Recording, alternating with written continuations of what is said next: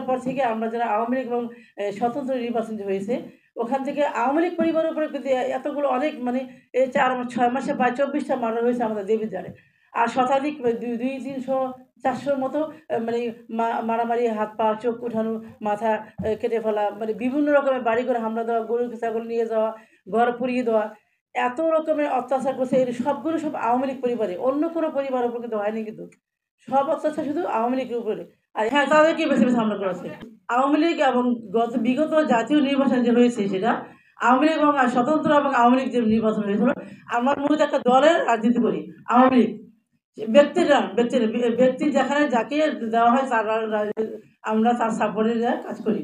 তো বিগত জাতীয় নির্বাচনে যে আমাদের দেবিদ্বারে যে প্রার্থী রাজীব ফখরুল, তার পক্ষে আমরা নির্বাচন করেছিলাম।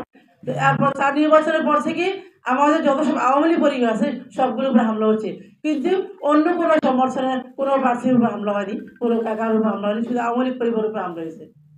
উনি আওয়ামী লীগের না, কারণ ওনাকে দল থেকে বহিষ্কার করা হয়েছে। এখন যে নির্বাচন আমরা করলাম সেখানে ঝুঁকিপূর্ণ এরিয়াতে আমি নিজে গিয়েছি ওখানে। তারপর থেকে আমাদের প্রত্যেক জায়গা থেকে ফোন আসতেছে, যারা আমাদের এজেন্ট হইব, যা এজেন্টদের বিশেষ করে এজেন্ট হবে তাদের বলছে যে আপনারা যে এজেন্ট হোক তাকে বাড়ি থেকে উঠিয়ে নিয়ে গেছে, অলরেডি কয়েকশো জন উঠিয়ে নিয়ে গেছে। আমি বলি, ফার্স্টে আমি যখন আমার এই দেবিদ্বার হাই স্কুল প্রাইমারি স্কুলের মাঠে ফার্স্ট আমি ৮টার সময় ভোট দিই। ওখান থেকে আমি ডাইরেক্ট বরকামতি ইউনিয়ন চলে গেছি। গেছি ওখানে গিয়ে দেখি ১০টা বাজে আমার এজেন্টদের ঢুকতে দেওয়া হয়নি। আমি জানলাম, যাওয়ার পর বললাম কেন? বলছে যে ফোরামিক সিগনেচার ঠিক মিলে না, এই না সে না, এই বাহানা বলে। ১০:৩০ বাজে তখন আমি যে সিগনেচার করে আমার এজেন্ট ৪টা ঢুকাই। ঢুকানোর পরে আমি নিচতলা ৫টা বুথ, উপরে 5টা বুথ, আমি দোতলা 5টা বুথে যখন পরিদর্শনে গেলাম, গিয়ে দেখি 5টা বুথে তখন ১০:০০-১০:৩০ বাজে প্রায়। তখন 5টা বুথে ব্যালট বাক্স ম্যাক্সিমাম অর্ধেকের বেশি ফিল আপ, মানে ভোট ব্যালটে ফিল আপ। এরকম করে আমি ঝুঁকিপূর্ণ দক্ষিণ অঞ্চলে আমি প্রায় 25টার মতো কেন্দ্রে আমি পরিদর্শন করেছি দিনে 1টা পর্যন্ত। সবগুলো কেন্দ্রে কোনো ভোটার নাই, কিন্তু আমরা যখন গাড়িটা নামিয়ে যখন আমি কেন্দ্রে ঢুকানোর পর ওখানে কোনো 1টা কি 2টা ভোটার দেখি, কিন্তু প্রতিটা বাক্সই মানে ওয়ান থার্ড ফিল আপ। তো আমি যখন বেরিয়ে আসি আমার গাড়ির সামনে গাড়ির আশেপাশে ৩০-৪০টা ৫০টা ৬০-৭০টা ছেলেপেলে এক সেম এজার, এগুলো সব বহিরাগত এলাকার একটাও না। এরকম দক্ষিণ অঞ্চলের ম্যাক্সিমাম অঞ্চলগুলিতে, ম্যাক্সিমাম কেন্দ্রগুলির মধ্যে আমি এরকম বহিরাগত দেখেছি। এবং যখন আমার গাড়ি নবীবাদ ভোট কেন্দ্রে আমার গাড়িটা ক্রস করতে যাচ্ছিল, তখন বহিরাগত প্রায় ৪০ জন ৫০ জন ছেলে আমার গাড়িটা দেখে, যেগুলো আমার মানে না সাপোর্টার না, ঘোরা বলে মিছিল দেওয়া শুরু করেছে। আমি তারপরে নেমে যেয়ে আমি যখন ভোট কেন্দ্রে ঢুকলাম, ওখানে কিছু একমাত্র নবীয়া ভোট কেন্দ্রে কিছুটা ভোটার দিছি।